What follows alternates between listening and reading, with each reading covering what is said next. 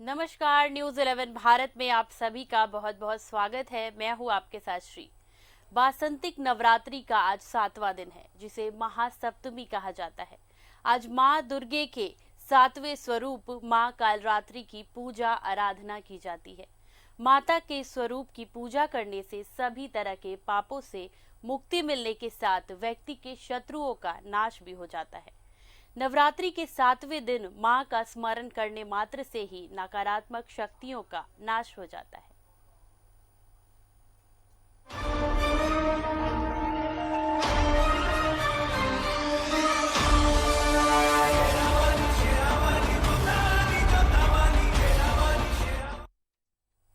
नवरात्रि के सप्तमी तिथि के अवसर पर आइए जानते हैं माता के इस दिव्य स्वरूप की किस प्रकार पूजा करने से भक्तों को उत्तम फल की प्राप्ति होती है और माता का महात्म्य क्या है।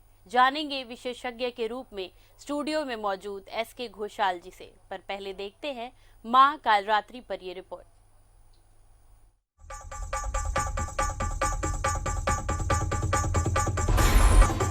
गिरिनन्दिनि नन्दितमेदिनि विश्वविनोदिनि नन्दनुते गिरिवरविन्ध्यशिरोधिनि वासिनि विष्णुविलासिनि जिष्णुनुते भगवति हेसितिकण्ठकुटुम्बिनि भूरि कुटुम्बिनि भूरि कृते जय जय हे महिषासुरमर्दिनि रम्यकपर्दिनि शैलसुते।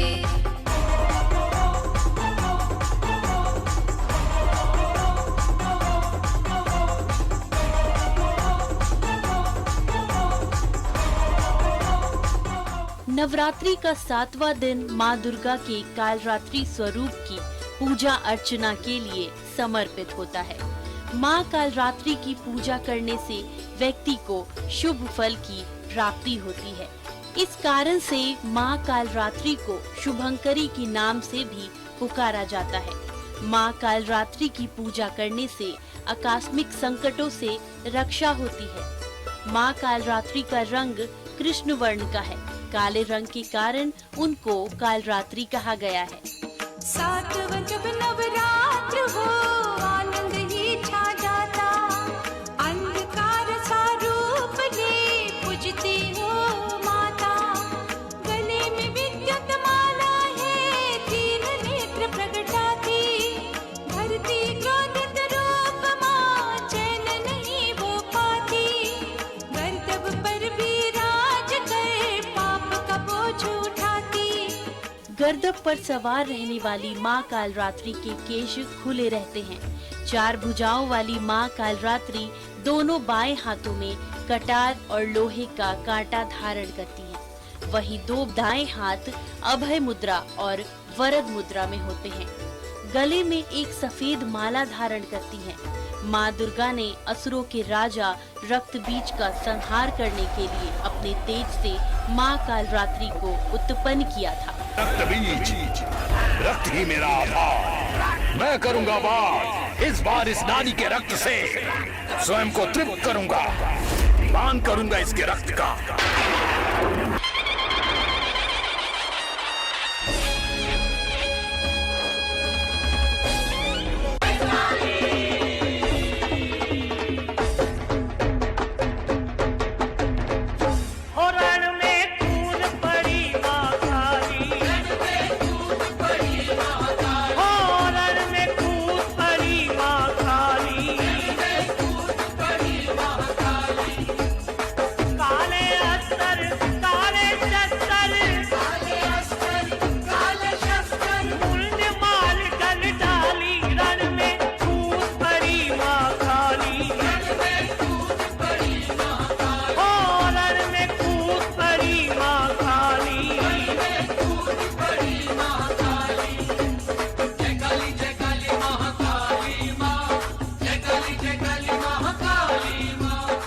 माँ कालरात्रि की पूजा करने से शुभ फल की प्राप्ति होती है।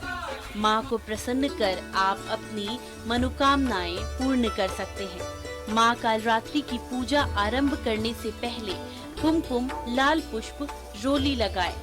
माला के रूप में माँ को नींबुओं की माला पहनाएं और उनके आगे तेल का दीपक जलाएं। माँ को लाल फूल अर्पित करें, साथ ही गुड़ का भोग लगाएं। इसके बाद माँ के मंत्रों का जाप या सप्तशती का पाठ करें। इस दिन माँ की पूजा के बाद शिव और ब्रह्मा जी की पूजा की जाती है। माँ कालरात्रि की पूजा से अज्ञात भय, शत्रु भय और मानसिक तनाव नष्ट होता है। माँ कालरात्रि का मंत्र: या देवी सर्वभूतेषु माँ कालरात्रि रूपेण संस्थिता, नमस्तस्यै नमस्तस्यै नमस्तस्यै नमो नमः।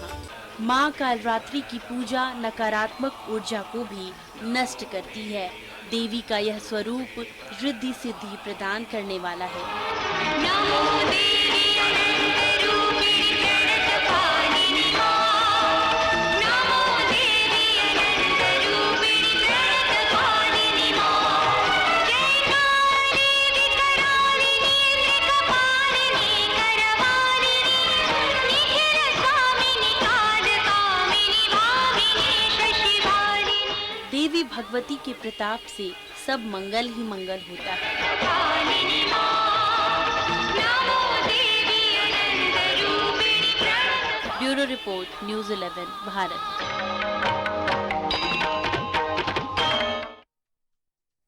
पंडित जी नमस्कार, हमारे दर्शकों को माँ के संहारक रूप माता कालरात्रि के बारे में बताइए। इन्हें कालरात्रि क्यों कहा जाता है? इनका यह स्वरूप अन्य सौम्य रूपों से अलग दृष्टों में भय उत्पन्न करने वाला क्यों है? जी जरूर। जैसा कि हम सभी जानते हैं कि माँ कालरात्रि का जो नाम है, हमें नाम से ही ये प्रतीत होता है कि जो है वो घोर रात्रि के समान जो काला रंग जो है वो प्रतीत जैसा हमें होता है। ठीक माता का जो है वो जो हाव भाव है, माता का जो है वो उनका देखने का जो व्यक्तित्व है, ठीक उसी प्रकार जो है वो प्रतीत होता है। तो कालरात्रि जो है वो इसीलिए कहा जाता है। इसके पीछे एक धार्मिक मान्यता है। हमारे प्राचीन धर्म ग्रंथों में भी कहा गया है कि जब शुंभ निशुंभ कैलाश पर्वत पर माँ पार्वती के अनुपस्थिति में जो है वो आक्रमण करने वाले थे, तब महादेव को इस बात की पता चली और महादेव यह स्वतः जानते थे कि भाई शुंभ निशुंभ की को पराजय माता पार्वती या फिर उनके अंश के द्वारा ही संभव हो सकता है। तो उस समक्ष माता पार्वती ने अपने अंश स्वरूप कालरात्रि के रूप को कैलाश पर्वत पर भेजा और शुंभ निशुंभ की हत्या जो है वो उनके द्वारा जो है वो की गई। तो ये एक जो है वो कथा है जो प्रचलित है। और दूसरी ये भी है कि जैसे कि असुरों के जो राजा थे रक्तबीज, उनका संहार करने के लिए माँ कालरात्रि का उद्भव हुआ और माँ पार्वती के ही अंश के रूप में माँ कालरात्रि उनका जिस प्रकार से विध्वंस कर रही थी और साथ में जो रक्त जो है वो गिर रहा था, उस रक्त का जो है वो पान भी कर रही थी ताकि उससे जो है वो और भी असुर जो है वो उत्पन्न ना हो। तो कालरात्रि को एक तरह से जो है वो विध्वंसकारी भी जो है वो कहा जाता है। और जो उनके हाव भाव से हमें प्रतीत होता है, इससे यही है कि माँ कालरात्रि का जो भी हमें व्यक्तित्व जो है वो लगता है, उससे जो है वो असुरों के लिए वो विनाशकारी या असुरमयी प्रवृत्ति जो भी है आज के जीवन में हमारे जो है वो व्यक्तित्व के अंदर में, तो उसके विनाश का भी जो है वो एक जरिया बनता है। जी पंडित जी, नवरात्र के 7वें दिन साधक का मन सहस्त्रार चक्र में स्थित होता है। इस दिन से ब्रह्मांड की समस्त शक्तियां, सिद्धियों का द्वार खुला होता है। ऐसे में कहते हैं, क्या तंत्र साधना के लिए आज विशेष पूजा भी होती है या कोई भी पूजा कर सकता है? जी अति उत्तम आपने कहा। माँ कालरात्रि के लिए जो पूजा का विधान है और जो पूजा का उचित समय है, वो खास तौर पर जो भी व्यक्ति या जो भी जो है वो तंत्र साधना में काफ़ी समय से, काफ़ी वर्षों से लीन है, उनके लिए ये समय और ये दिन जो है वो बड़ा ही जो है वो दुर्लभकारी जो है वो दिन है। और कहा जाता है कि कालरात्रि का पूजन विशेषतः जो रात्रि के 12 बजे के बाद का जो समय होता है वो उचित होता है।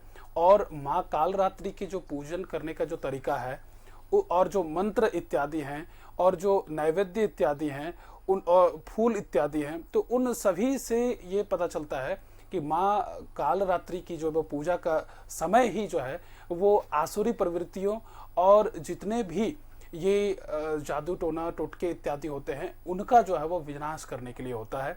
तो इसमें बहुत सारे जो है वो आम तौर पर जो साधारण व्यक्ति भी होते हैं या फिर तंत्र के जो है वो ज्ञाता भी होते हैं, वो लोग किसी खास विद्या पर सिद्धि प्राप्ति के लिए जो है वो ये समय और ये दिन जो है वो चुनाव करते हैं और इस पर जो है वो माँ कालरात्रि की विशेष तौर पर जो है वो पूजा इत्यादि जो है वो करके और विशेष प्रकार की जो है वो शक्तियों पर सिद्धि प्राप्त करते हैं ताकि वो आसुरी प्रवृत्तियों का विनाश कर सके।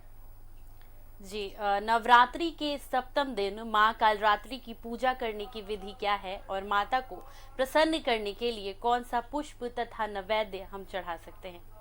जी जरूर। जैसा कि अभी हमने थोड़ी देर पहले कहा कि समय के अनुसार अगर देखा जाए कालरात्रि के लिए तो आमतौर पे जो साधारण व्यक्ति हैं जिन्हें किसी प्रकार की सिद्धि इत्यादि प्राप्त नहीं करनी हो तो वो प्रातः जो है वो स्नान ध्यान करके माँ कालरात्रि की पूजन जो है वो लाल रंग का वस्त्र पहनकर गुड़ का नैवेद्य जो है वो चढ़ाकर माता रानी की जो है वो पूजा कर सकते हैं।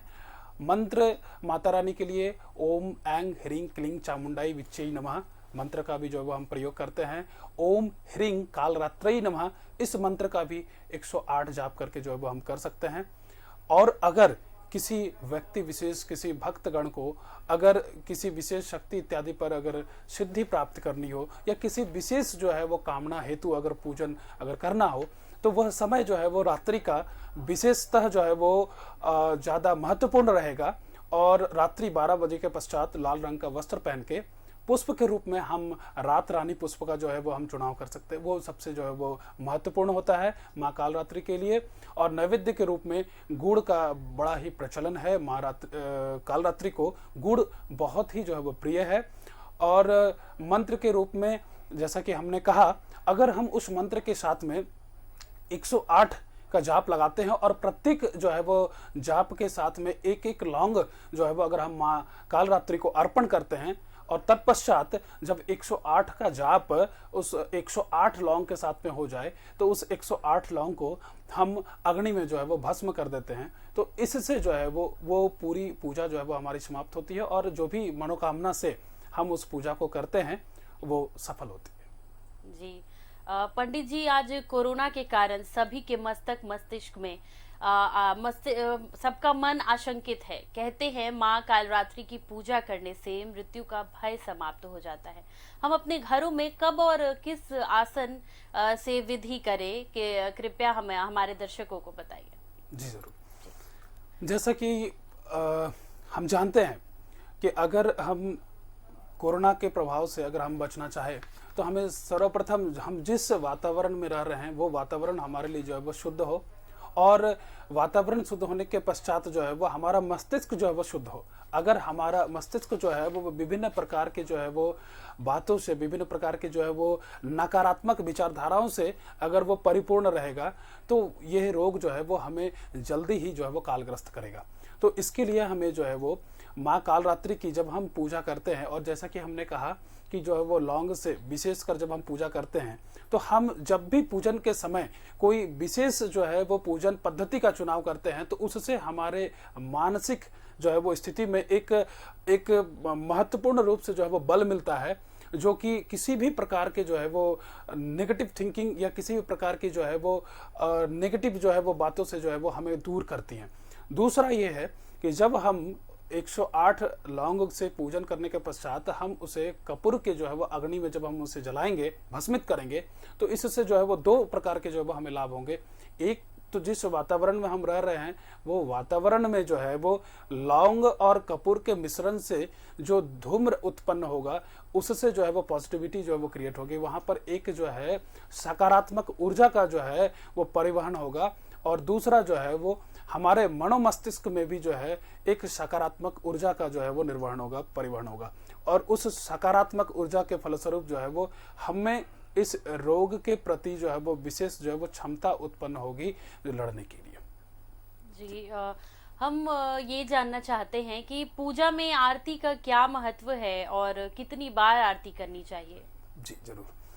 जैसा कि हम सभी जानते हैं कि किसी भी प्रकार की पूजन पद्धति में आरती एक विशेष स्थान जो है वो रखती है। आरती अगर हम तरीके से पूर्ण श्रद्धा भक्ति से अगर हम करें तो पूजन में किसी प्रकार की अगर त्रुटि अगर हमसे अगर हो जाती है तो वह आरती के माध्यम से जो है वो हम उस त्रुटि को पूर्ण कर सकते हैं। हम थोड़ा इस विषय पर जो है वो आपको विशेष तौर पर बताना चाहेंगे कि आरती जो हम किसी भी देवी देवता की करते हैं तो इसके पीछे जो है वो क्या रहस्य है।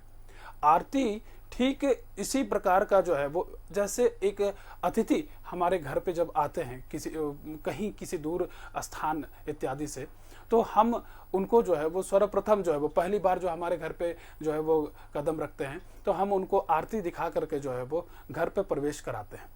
उसके पश्चात जो है वो हम जल डालकर जो है वो उनके पैर धुलाते हैं, वस्त्र से जो है वो पैर जो है वो पोंछने के लिए जो है वो देते हैं या उनके पैर जो है वो हम पोंछते हैं।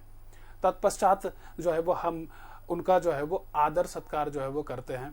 आदर सत्कार करने के पश्चात जो है वो हम वहाँ पर जो है वो धूप दीप इत्यादि तिलक भी जो है वो हम लगाते हैं। और तिलक लगाने के पश्चात जो है हम देवी देवता हो तो धूप दीप, लेकिन अगर हम अतिथि का जब स्वागत सत्कार करते हैं तो हम नैवेद्य इत्यादि लेकर आते हैं। इसका मतलब है कि हम मिष्टान जल इत्यादि लेकर जो है वो हम उनका जो है वो स्वागत सत्कार करते हैं। ठीक इसी प्रकार हम जो है वो देवी को भी जो है वो या देवता को भी जो है वो अतिथि स्वरूप मानकर जो है वो हम सर्वप्रथम आरती के जो है ना भिन्न भिन्न जो है वो स्तर पर जो है वो हम उनका जो है वो पूजन करते हैं। आरती भी एक प्रकार की जो वो पूजन पद्धति है। जैसे जब देवी को सर्वप्रथम जो है वो हम कर्पूर से आरती करते हैं, मतलब हम उनको जो है वो अपने घर के अंदर प्रवेश करने के लिए जो है आग्रह करते हैं। तत्पश्चात जो है वो दक्षिणावर्ती शंख में जो है वो जल डालकर जो है वो हम जल से आरती करते हैं। इसका अर्थ यह है कि हम उनके चरण पादुका को जल से जो है वो धोने का प्रयास कर रहे हैं। तत्पश्चात हम वस्त्र से जो है वो माता को जो है वो आरती जो है वो चढ़ा रहे हैं, तो उस दौरान जो है वो वस्त्र से जो है वो हम उनके जो है वो चरण को जो है वो पोंछ रहे हैं। तत्पश्चात पुष्प बिल्वपत्र इत्यादि से जो है हम उनको अर्पण करते हैं, मतलब जो है वो हम उनको जो है अपने घर पे विराजमान करके पंखे इत्यादि से जो है वो उनका साजो सत्कार जो है वो उनको जो है वो आदर जो है वो कर रहे हैं। फिर उसके बाद धूप दीप नैवेद्य इत्यादि जो हम घर पे मिष्ठान देते हैं, तो यहाँ पर देवी या देवताओं के लिए जो है वो धूप और दीप जो है वो नैवेद्य के समान होता है आरती में। तो हम धूप और दीप से जो है वो उनका जो है वो पूजन करते हैं।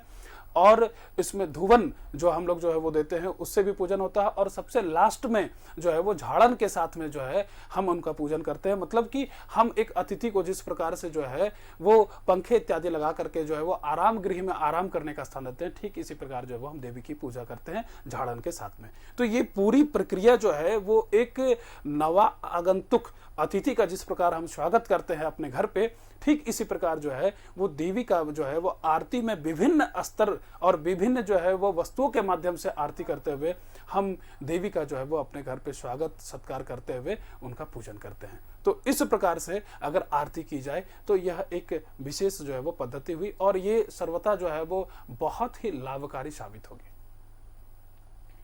पंडित जी, आप अपनी ओर से हमारे दर्शकों को क्या कहना चाहेंगे?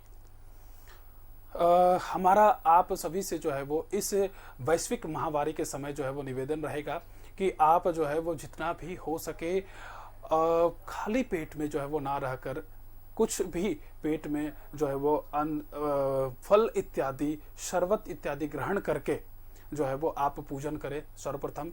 द्वितीय, जितना भी हो सके उतने जो है वो अपने सामर्थ्य के अनुसार जो भी आपको उपलब्ध हो सके उन्हीं संसाधनों से जो है वो आप अपने घर पे रहकर भक्ति श्रद्धा के साथ जो है वो आप पूजन करें। अगर किसी प्रकार की संसाधन की उपलब्धि अगर घर पे ना हो पाए तो वैश्विक महामारी के समय आप उन संसाधनों की उपलब्धता के लिए जो है वो खुद को बाध्य ना करें और घर पे सुरक्षित रहकर श्रद्धा भक्ति के साथ माता रानी की जो है वो पूजा करें। माता आप लोगों का कल्याण करे। आदरणीय पंडित घोषाल जी, न्यूज़ 11 भारत को समय देने और इतनी अच्छी बातें बताने के लिए हम आपका आभार प्रकट करते हैं। अब चलते हैं आरती की ओर। नमस्कार। अम्बे तू है जगदम्बे।